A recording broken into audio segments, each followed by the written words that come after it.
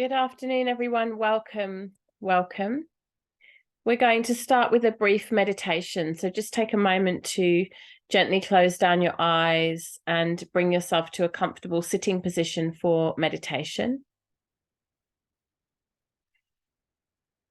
Sitting with a nice tall spine.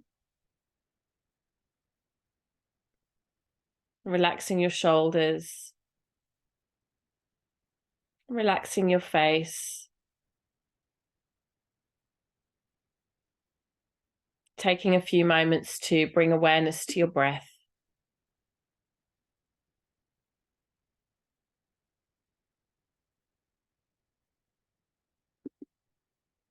Bringing yourself into full centered presence for these moments.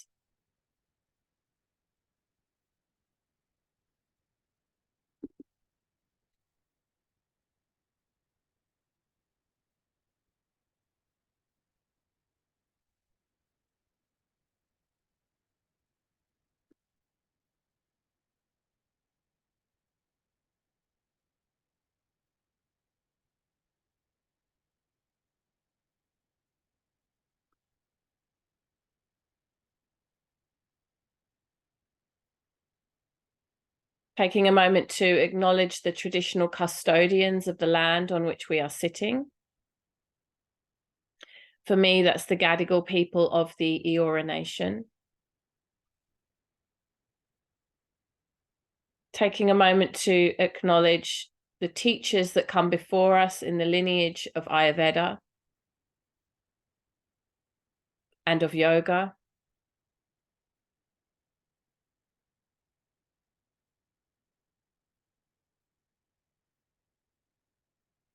And taking a moment to acknowledge the ancestors from our own personal culture and heritage.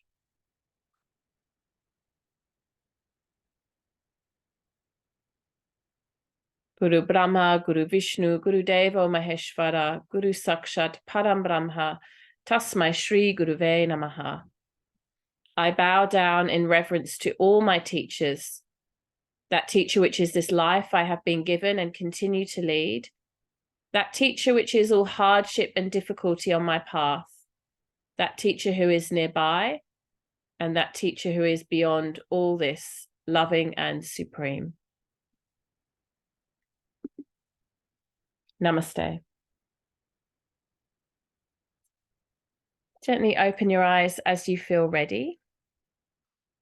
So once again, a very warm welcome. Thank you so much for being here. It's lovely to see your faces.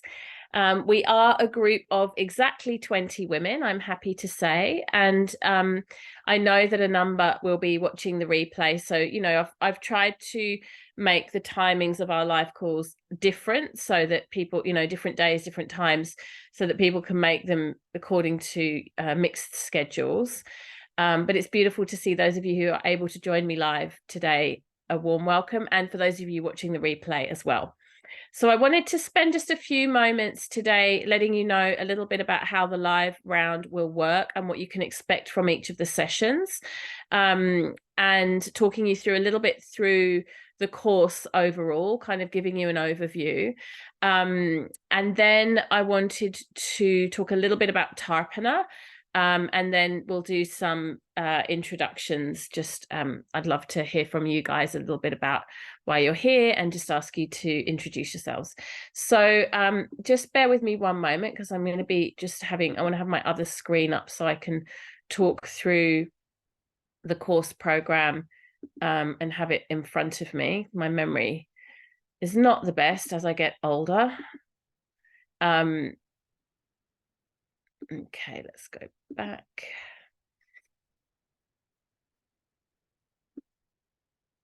There we go. Beautiful. Now I can see everything. So I usually only run the live round of Ayurveda Goddess once a year, sometimes twice, but more in the recent years it's only been once. So it's a really beautiful opportunity for us to go through the material, or some of the material at least, together. However, with that said, there is still quite a strong self-study component, because if you've opened up the course portal, you will have already seen that it's pretty comprehensive. Like, I've put a lot of information in there. And I've kind of gone with this particular program with the idea that more is more rather than less is more. I think sometimes it's useful to get like little sound bites of information or smaller amounts of information. But in the case of Ayurveda Goddess, I really wanted to give you guys a lot. Like I wanted to give you a really robust and full experience of Ayurveda as it's seen through the lens of the divine feminine. So with that said, what I've done in terms of the sessions that we're going to be spending together live is I've really cherry picked the things that I think you'll get the most from in having the live experience. So today's session is a little bit on Tarpana, a little bit of introduction, and a very brief visit into japa meditation.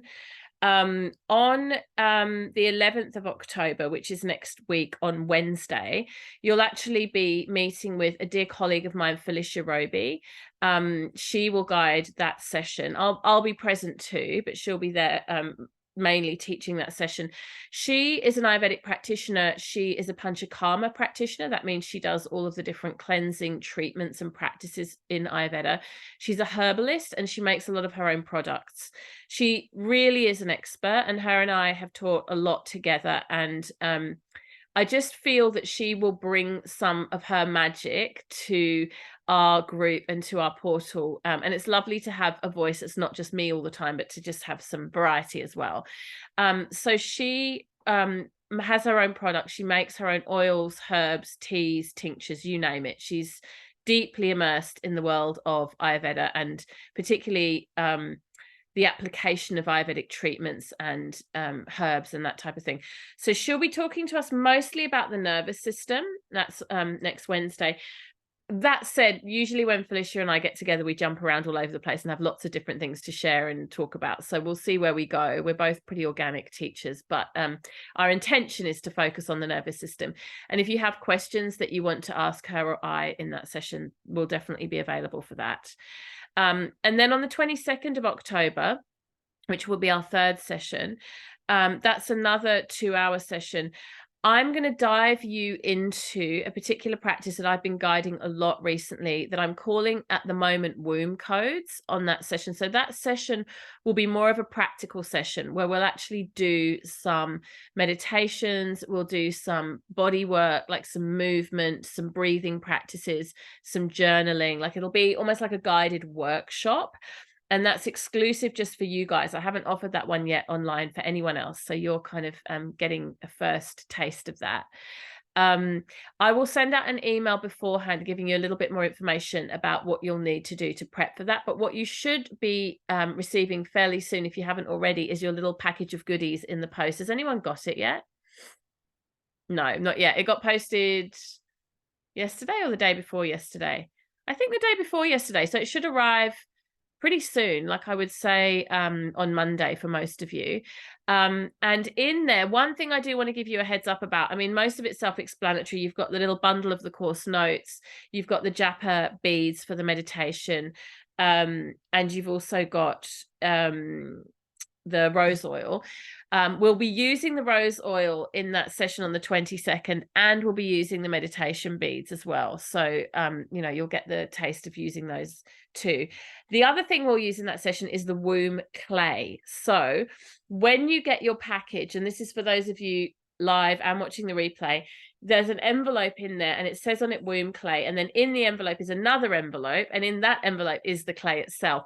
If you open it in a frenzy, the clay will go everywhere. So this is my warning, official warning, that maybe just leave your womb clay until that session on the 22nd of October, and then we can open them together and you won't have a case of womb clay dispersing all through your you know, kitchen or your house, and then you won't have any womb clay when we need it for our session. So consider yourself warned. It is in one envelope, in another envelope, to act as a deterrent or reminder in case you get excited and open the first envelope, but we'll see.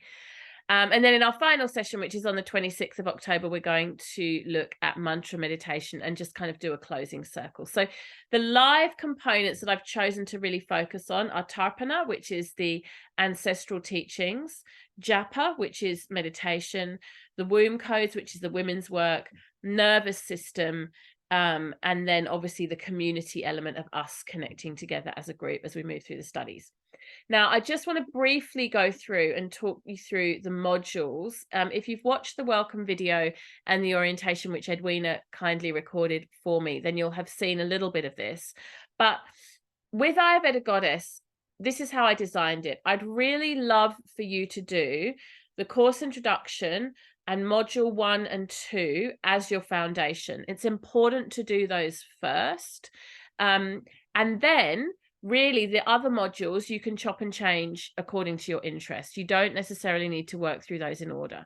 So as long as you get the course introduction, module 1 and module 2 as your foundation study, then you'll know about the doshas, you'll know about the foundation of how the seasons impact Ayurveda, Prakriti and Vikriti, the main things you need to know. And then everything else in the portal will make sense off the back of that. And if you're particularly interested in women's work, you can dive into, let me see, what is it? Module 4. If you're particularly interested in food and digestion, it would be module 5. If you want to do some of the more subtle body stuff, module 7, etc., etc. So up to you where you go after module 2. Of course, if you want to work through in sequence, you totally can. But I've given lifetime access to this course. The idea is that you dip in and out of it and that you come back to it, and that it's an ongoing journey. Now, if you do want to get your certification, there are some quizzes that you'll need to take, and there's also some homework assignments, which is essentially a lot of practical stuff. So I'm not really into giving you lots of essays or reading or that kind of thing. I want you to be applying these teachings in your life. So the homework assignment involves filling in a form that tells me all about what you've been doing with Ayurveda in your life. So you might talk about what cooking you've been doing, or products you've made, or meditation that you've done, breathing practices, maybe some of the womb work, and you'll just have the opportunity really to share how these teachings have impacted you and how you've applied them in your life. And then as a result of that, when you send that in to me, then assuming that you're sort of demonstrating practical action taking around the teachings, and I can also see in the back end of the online system that you've engaged with all of the modules, then you'll be sent certification. So for anyone that really wants to do the kind of more fast track or intensive version, I think you could definitely be done by Christmas. That was my intention in the timing of starting now. If you attend all of these live sessions and then you know, apply yourself to the home study and make sure you're keeping notes, particularly on the things that you're doing in your life that bring the teachings into your life, like the practical application, because that's really what the homework is all about. And you can jump ahead and have a look at the homework form now, and you'll have an idea of what it is that I'm looking for. The complete training workbook is in the portal, as well as the notes, which are the beautiful mind maps that were created by Susie, who did the training and then made the most gorgeous mind map to help us, mind maps to help us kind of have some visual aids for our study, are coming to you in the post as well. So it's all there. The last thing is that we do a monthly first of the month call. I know that some of you were on that this time round. It was on last Sunday. And all the archives for that are in your course portal. I would recommend that would be the last thing you would look at. Like it's the least important to catch up on those. So if you're wanting to go for certification before Christmas or, you know, anytime soon, engaging with those Zoom calls, the monthly call recordings, they're definitely interesting and useful, and I definitely do recommend that you watch them, but they're the last thing to come to when you've got time. They're not an essential component of the course curriculum or material. So I hope all of that makes sense. Just wondering if there's anything else I want to share with you there. No, I think that's all. Just give me one moment to have a very quick look and make sure that's all the things I wanted to say. Yep, that's everything. So that is that.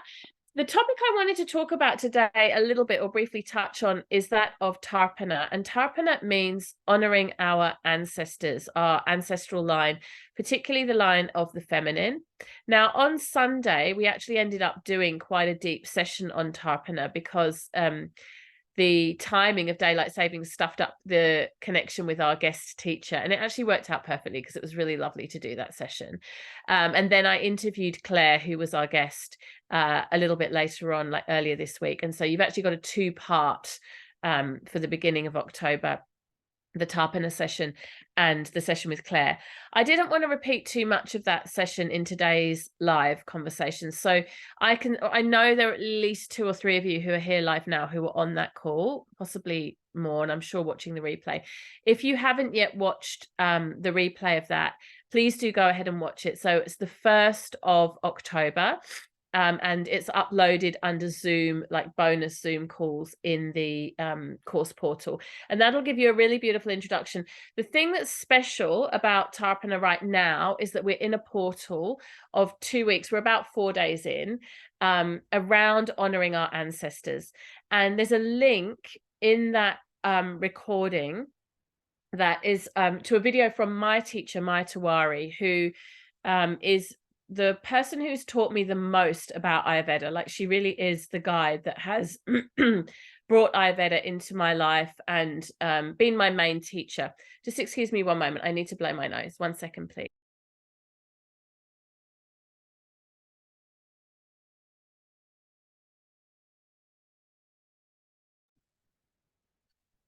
That's better. These are the joys of teaching live. So yeah, Mother Maya, or Maya Tawari, I've been very blessed to have her as my main teacher for many years. And I share with you a video that she offers around Tarpana. Now, she's a Vedic nun, and some of the processes and procedures that she teaches are quite specific. And in fact, Britt asked the question in Sunday's session. You'll see if you watch the recording or if you were there, you know, how important is it that we follow these protocols very strictly? And it's a very interesting question, and one that I've been contemplating in my own life a lot. And even since Britt asked that question, I've been kind of ruminating on it a little bit more.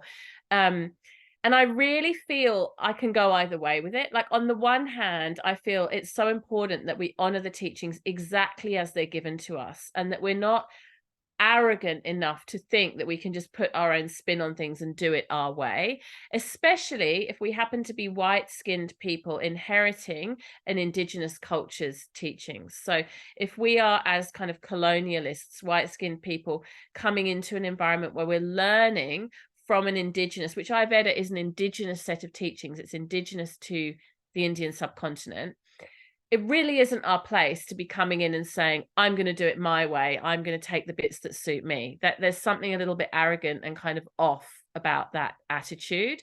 However, I can also flip and go completely the other way and say, there's something very potent and special and powerful about adapting the teachings to suit you and to working with them in a way that is applicable and relevant to your life. And sometimes when we follow them and we're very kind of pedantic and focused on doing it by the book, we lose actually the poetry and the beauty and the joy, because we're so focused on getting the mantra right or holding the mudra correctly or whatever it might be, that the essence or the energy behind the practice is lost, because it becomes all about doing it correctly. So both sides are there, and both sides are valid, and both sides are true. And I invite you to just take your own exploration around that and work in a way that feels intuitively good for you. I did say this on Sunday, and I'll say it again now. Personally, more and more, I do my own variations, interpretations, and kind of evolved versions of the practices. And that's, I think, partly because I have also an amalgamation of teachers, you know, and so I'm drawing from different teachings and different lineages as well. So with all of that said, what I would love for you guys to do over the next few days as a piece of homework is, if you haven't already done so, is create an altar to remember your ancestors, to remember the lineage of ancestors that come before us. And remember, when we're working with our ancestry, there's two components.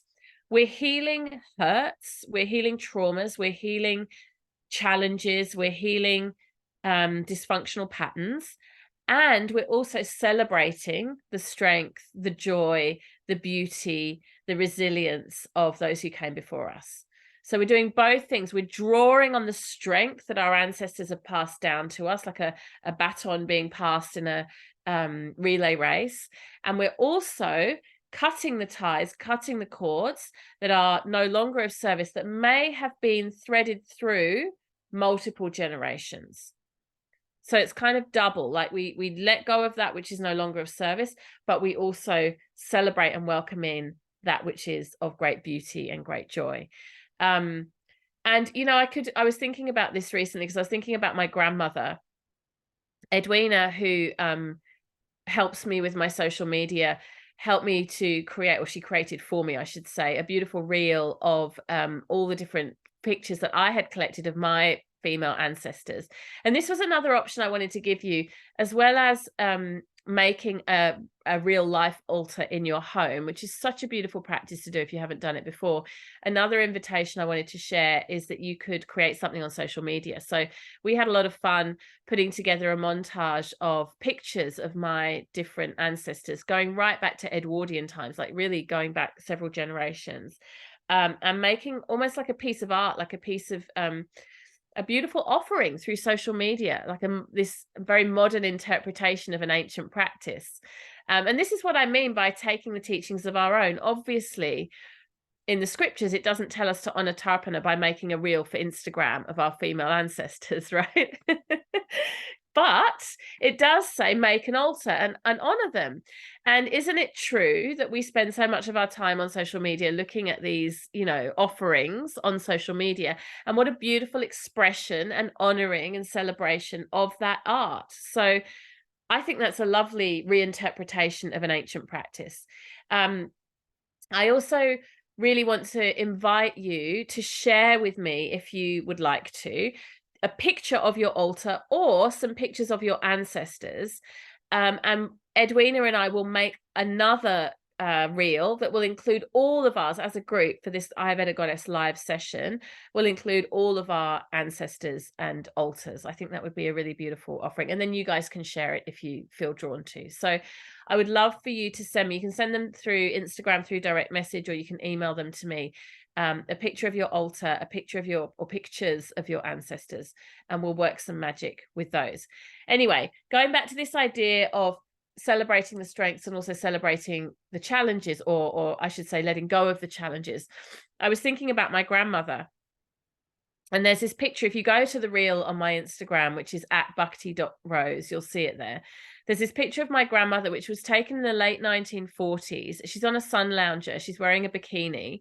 She looks like Marilyn Monroe. She's just like lying back with her kind of arms, you know, laying back. And she's got such a, and I'm using these words very deliberately, she has got such a fuck you facial expression. Like she's literally just lounging on her sun lounger and her whole face just is like, F you, I don't care. And I love that photo because it's everything about my grandmother, who was an absolute rebel. She was a journalist. She was celebrated for writing a lot of journalistic pieces that were very controversial and exposing. She was an activist. She lived in India for many years as an expat in colonial India. She was raised in real poverty. If you look at the picture, which is also in the reel, of her mother, my great grandmother, she was an Austrian mountain girl, basically, who lived in a tiny little village and was illiterate and lived very much off the land. And then my grandmother escaped all of that and kind of got herself immersed in this world of glamour and politics, journalism, and in many ways was a real, you know, like a real firecracker, like a real pioneer for women's rights, and just a very much, you know, steer your own ship and anything's possible. However, she was also an alcoholic and a terrible parent to my mother. You know, she lived for partying and politics and writing and moving in social circles, and really, honestly, probably shouldn't have had children. And my own mother, her daughter, really suffered as a result of that. And when you see her lying there on the sun lounger with her FU facial expression, it's all there, you know, the fight, the I want to say the balls, but that's not quite the right way to talk about an empowered feminist, but you guys know what I mean. You know, the spunk, the you know, I'm going to do it anyway kind of attitude, but then also the dysfunction. I mean, she's a white woman on a sun lounger in India being served by Indian people during colonial times. She was a terrible mother, etc., etc. And so both sides exist, right?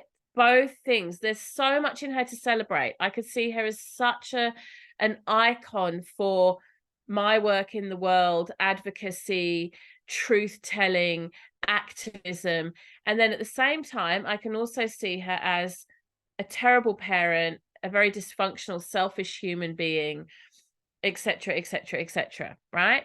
And what I'm trying to get to here, apart from this idea of Tarpana, which is to celebrate ancestry, is that we contain multitudes within ourselves. You know, we have my teacher David Life, my one of my yoga teachers, calls it the angel on one shoulder and the devil on the other.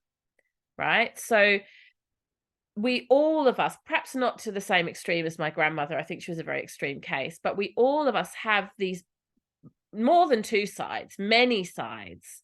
And part of our work in honoring the divine feminine and diving into this work of Ayurvedic study is to accept and acknowledge that we're not linear beings. We're not just one thing at any given moment.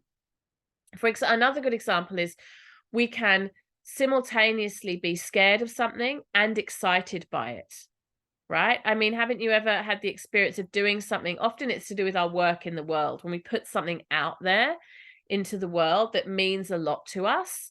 And I know some of you, you know, on the live call, I know your faces, and I know that this is stuff that you've been through recently, that we can simultaneously be really joyful and excited because we know it's what we're called to do, and also scared witless, you know, and feeling very vulnerable.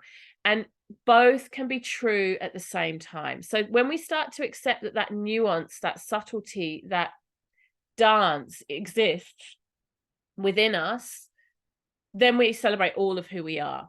And when we think about that in terms of ancestry, we look back through our past, it's never all one big long trauma story, but it's also never all rainbows and unicorns and roses and sunlight. You know, every one of us has got our lineage and heritage of trauma stories and hurt, and our lineage and heritage of celebration, strength, beauty, and joy.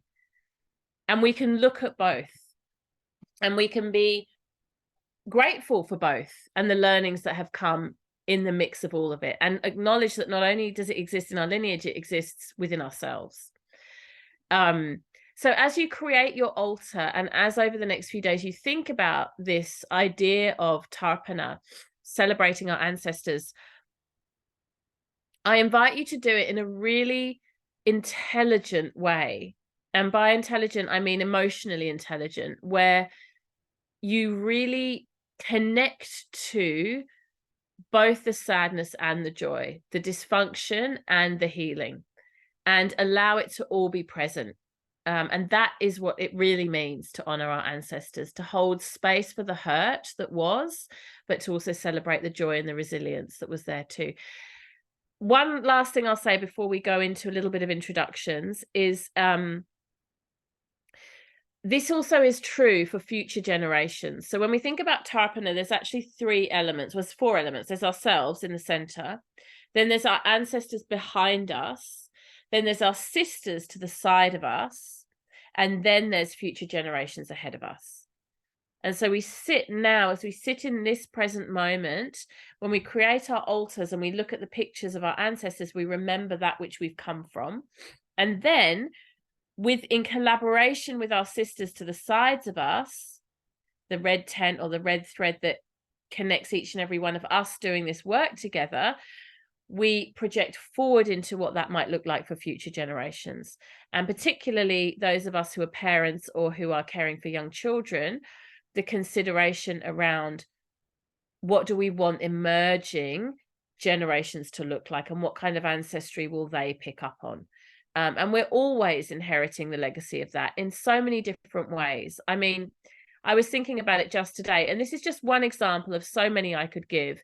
But I noticed in myself, when I was growing up, my parents they actually had quite a bit of money, but they had a whole story going on around they wanted my brother and I to find our own way in the world and to not be spoiled, right? So my perspective around my parents when I was growing up is that they weren't very generous with money, and that my brother and I often had a lot less than the people around us, and sort of felt very much the opposite of spoiled, let's say. I mean, we had, you know, plenty of food and clothing and stuff like that, but we weren't indulged in any way.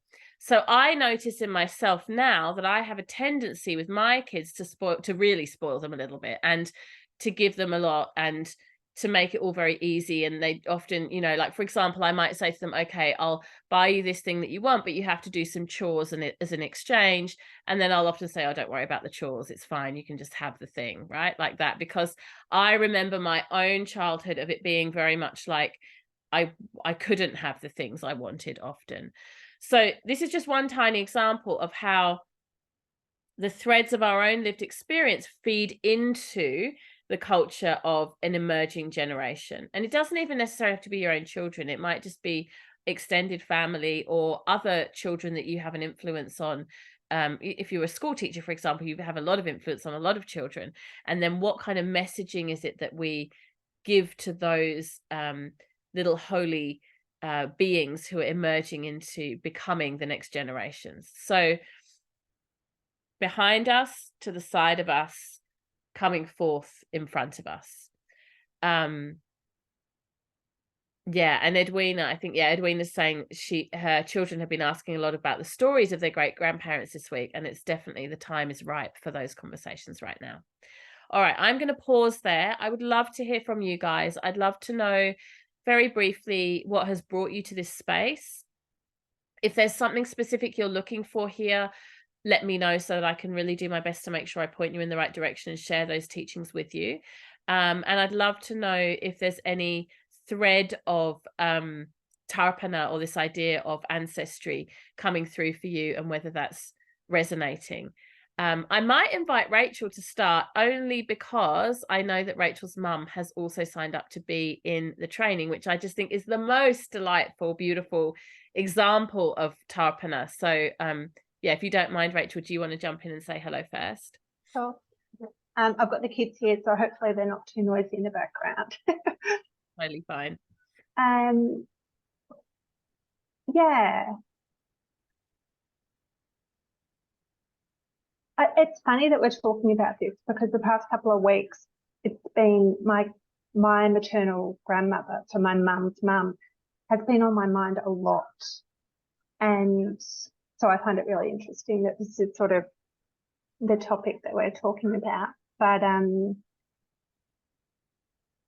yeah, I'm not sure. I don't know. I got I have this really beautiful memory of her making rice pudding. And she was a farmer's wife and used to make the rice pudding, and she'd milk the cow, and I remember she used to get sort of stuff off the creamy stuff off the top, and probably have brown sugar and stuff. But it's such a beautiful memory for me. And when I had my daughter, you know, I think it was the first meal that was brought to me was rice pudding, and it just felt like she was there. It was, you know, it was beautiful. That's so lovely. And Yeah. tell me, what is it that inspired you to sign up for this training? Like, what is it that you're hoping to get from this portal, like, the next few weeks? I think just anything that connects me back with myself. So anything that can get me out of my head, and reconnect me with myself. And, you know, I do various courses from time to time, but this one in particular, I actually shared it with my mum and my sister. And I don't know why, but I was like, I feel like this is something really beautiful for all of us. And so mum signed up to it, which I was really excited about for her. And she's not here now. I don't think I've seen her, No, but I don't think no. but yeah, she sort of started working her way through it, and I mean, has always been such a hard worker, very community minded, fundraiser, but only recently has she sort of started doing things for herself. So I think this is really exciting for her to be here. And I have a daughter too. So, so often the things that I'm learning to be able to share with her. So yeah. So lovely. Thank you. Thank you so much for being here. If you have a picture of yourself and your mother and your daughter, I would love it if you could share that with us. Sure. Yeah. Thanks, Rachel. Thanks, Katie. Who'd like to go next?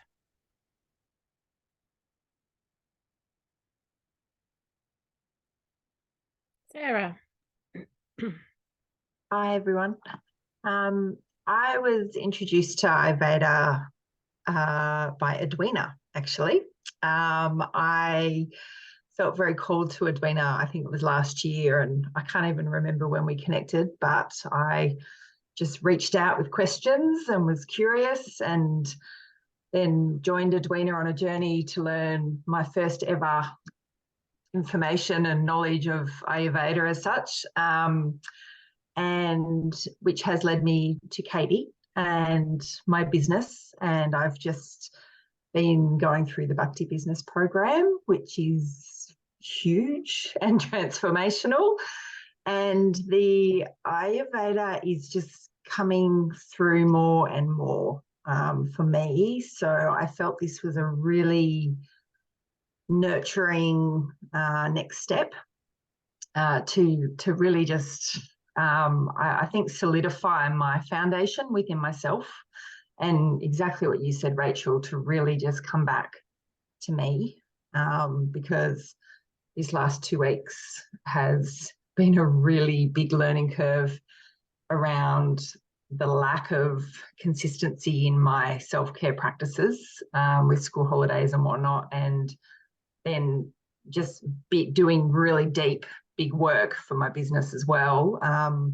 I guess really emphasizing the importance of me I feel like this whole I feel like this big embodiment process is occurring as we speak. So this being here and being able to connect like this in the live round is definitely what got me in at the last minute. It was hard financially and whatnot, but I think just the being able to share and connect with others and not really having a goal or an intention, but just trusting myself and that feeling inside to be here. And I'm, even when everyone's speaking about even the certification, I didn't even realize at first, there's opportunity to get certified. I'm like, oh, something like is really, there's something brewing there. I can feel it. Not going to even look at the timeline of that, but speaking to around the Tapana and ancestry, I think the healing journey I've been on the last few years, well, pretty much since my daughters were born in 2014, I've got twin girls. They turn 9 next month.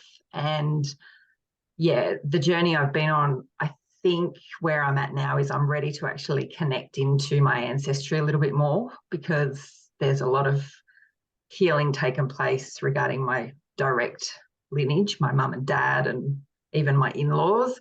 And I feel that connecting in through Ayurveda will support me to clear or just evolve a little bit more around that. And just even acknowledging already, I have a altar already which has a grandfather clock, which was my grandfather's. And interestingly, a couple of years ago, I put it away in the garage and cupboard. I couldn't look at it, couldn't see it, couldn't feel it, but was called to pull it back out. It might be my grandfather's, but it was my grandmother's too, because it was in their home. And yeah, it's just sitting there. It's my daughters have played with it. We connect with it. There's And just the other day, I'm looking at it over there because it's just over there. It's I've put candles around it and I've got crystals there, and yeah, I'm really excited, feeling some excitement to really just explore this a little bit more. So beautiful. yeah. I love that. And yeah, with our altars, it doesn't necessarily just have to be pictures of the people. It can also be the precious treasures that they left us. One of the women in the reel that we created of my ancestors is my great auntie, and she left me, had fabulous fashion, like just the most amazing clothes. She left me lots of beautiful jewelry pieces and scarves when she passed away, and so I always, whenever I wear them or even just look at them, you know, it's like, yeah, sometimes I use the scarves as little altar cloths, and I always think of her. So yeah, those items are really precious too. Thank you, Sarah. Thank you very much. Thank you for being here. Edwina is here, and for those of you who don't know Edwina, because Sarah just mentioned her as well, and I mentioned her before, Edwina is well, she's a social media guru whiz, and I think she's got a free social media training happening. Has it started already, Edwina? Not yet, not until next weekend. That's next amazing week. So do you want to drop the link for that in, and we'll make sure that for anyone who's interested in that, that's part of Edwina. But you know, as we were just saying, Edwina's a multifaceted human. She does many things, and she is also going to be co-running with me the cleanse that we'll be doing. So on Sunday we'll meet again to talk about beginning our cleanse, our 3-day special khichdi diet. And so Edwina will be part, like, you know, she's my right hand woman in guiding you through that process. Do you want to say a few words of hello, Edwina? Yeah, hi everybody. I'm just here obviously for those reasons, and I can't get enough. I completed Ayurveda Goddess, I think was it last year or the year before, and I was a fast track, couldn't get enough of it, just gobbled it all up. It was beautiful. And I'm really looking forward to the cleanse in the next couple of days. I've been preparing for that already over the last couple of days, getting my lentils and getting ready for you guys.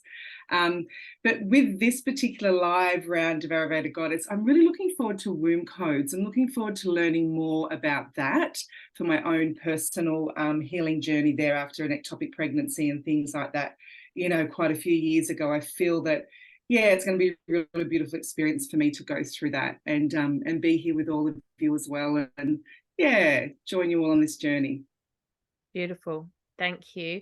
And we'll, same as with this training with the cleanse, you've got a whole other portal to dive into for that has all of your prep work and information, and Edwina's going to give you a whole lot more stuff to think about with that on Sunday. But yeah, don't forget that there's a whole other portal of goodies for you to have a look at in regard to the cleanse. Who wants to say hello next?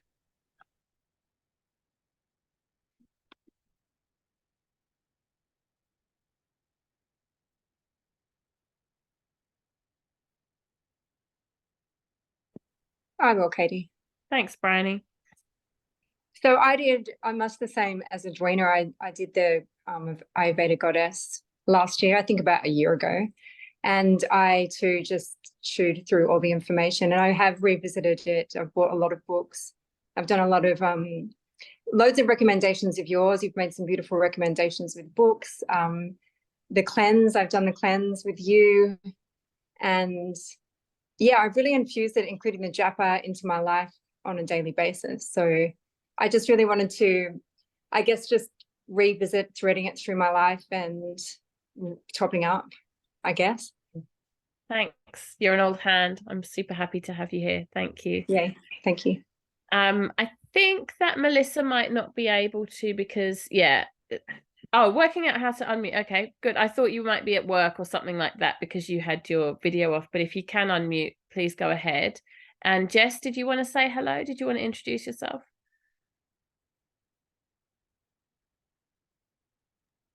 Hi. Hi. Hi. Thank you so much for the course. I think I decided to do it because I listened to the Yoga Sutra, some of that, and it just, I don't know, it just really clicked in my head, and I just thought I want more of that.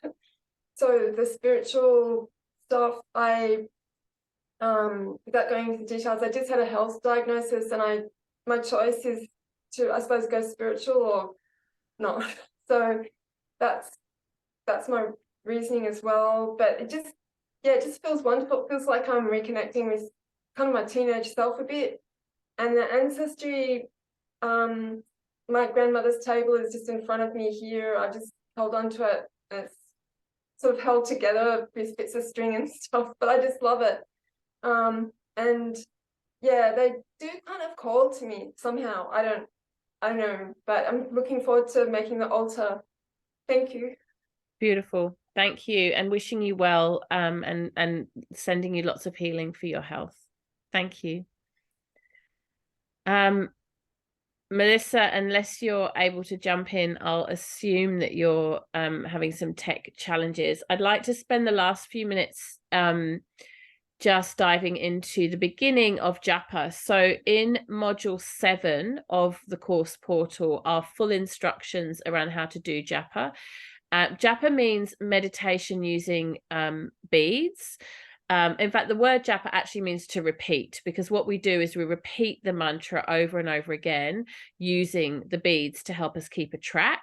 We're going to go into japa more in subsequent live sessions. And as I said, if you want to get more background on it, then there's a whole section in module 7 of the Ayurveda Goddess portal. For today, I'd like to give you a direct experience of actually trying it. And then, you know, if you don't know much about it and you're like, what are we doing now? This is, you know, unusual. You can go into the course portal or just wait, hold tight, and more information will come in the coming sessions. So, but rather than spend our last 10 minutes talking about it, I'd love to give you an experience of doing it, and we can talk more about it, or you can jump into the portal and find out. The mantra that we will use today, you can use lots of different mantras. I'll just write it in the chat.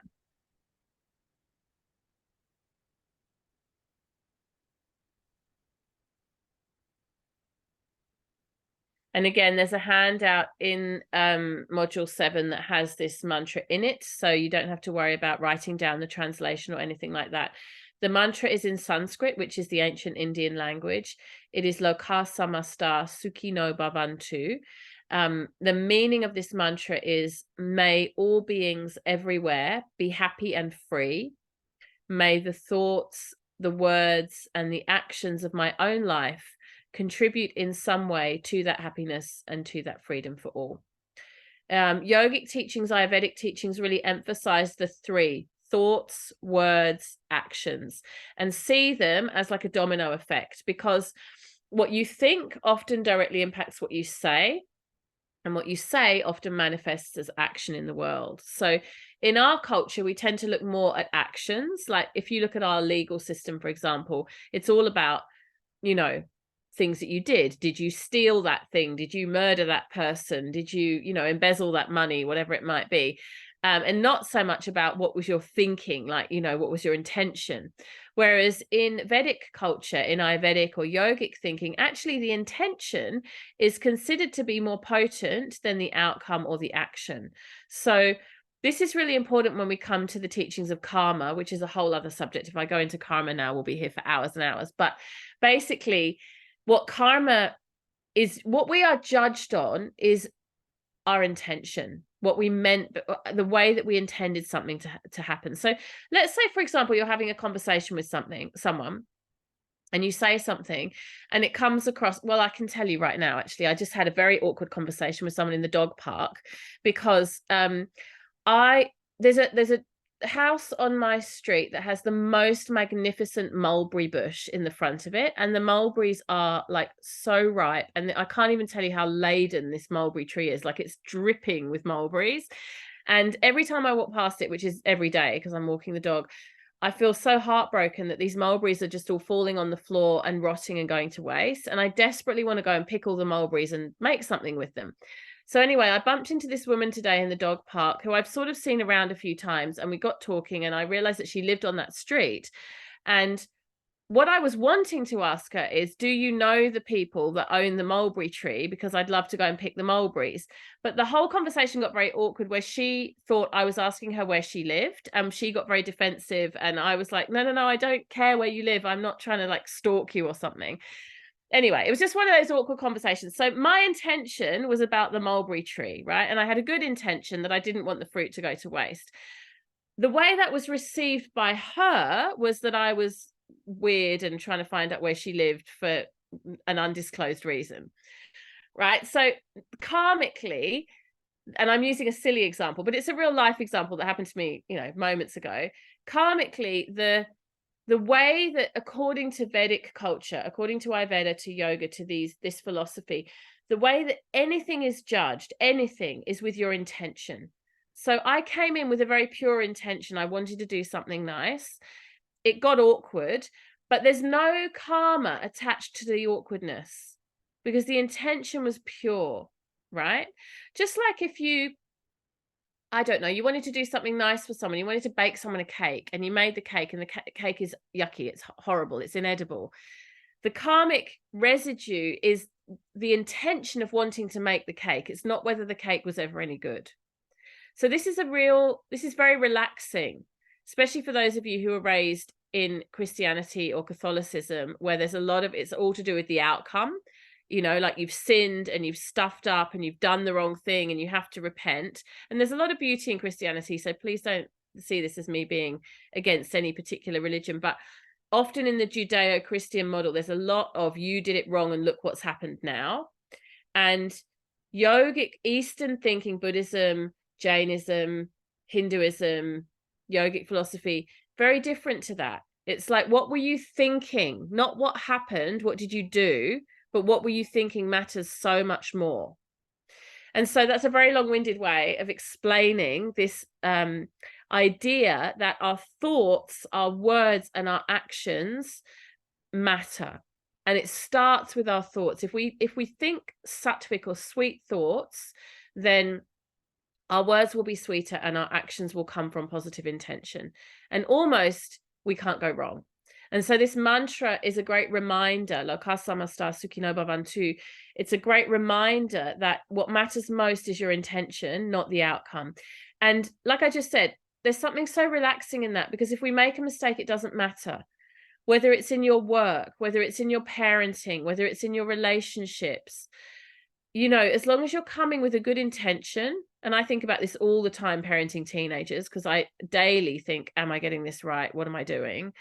The good intention is paramount. So with that in mind, let's chant some of this mantra. We're not going to use our beads today because you haven't received them yet and I haven't shown you how to use them. We're literally just going to chant it in repetition. So gently close down your eyes and we'll just do a few minutes of practice. Using a soft voice, we repeat the mantra over and over again and allow the meaning of the mantra to wash over us like a healing balm, like a medicine. You don't need to think about what the mantra means, although you can. And your pronunciation doesn't need to be perfect. It's all about intention. Loka samasta sukhino bhavantu. Loka samasta sukhino bhavantu.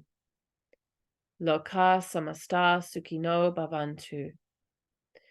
Loka samasta sukhino bhavantu. Loka samasta sukhino bhavantu. Loka samasta sukhino bhavantu. Loka samasta sukhino bhavantu. Loka samasta sukhino bhavantu. Loka samasta sukhino bhavantu. Loka samasta sukhino bhavantu. Loka samasta sukhino bhavantu. Loka samasta sukhino bhavantu. Loka samasta sukhino bhavantu. Loka samasta sukhino bhavantu. Continue in your own time. In a soft, audible voice, repeating the mantra.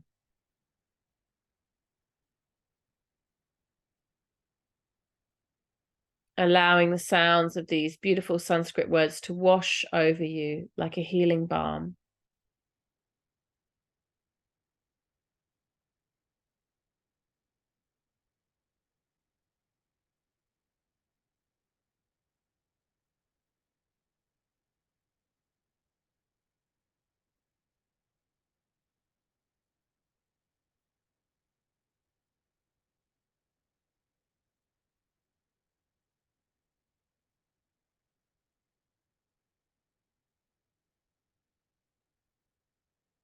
Just a few more rounds.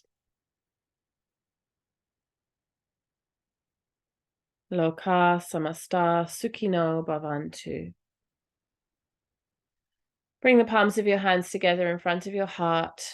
May all beings everywhere be happy and free. May the thoughts, the words, and the actions of my own life contribute in some way to that happiness and to that freedom for all.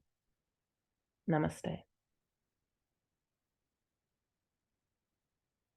Thank you, everyone. See you on Sunday for the cleansing session. And I will make sure this recording is available for all of you in the next few days as well. Thank you so much. Namaste.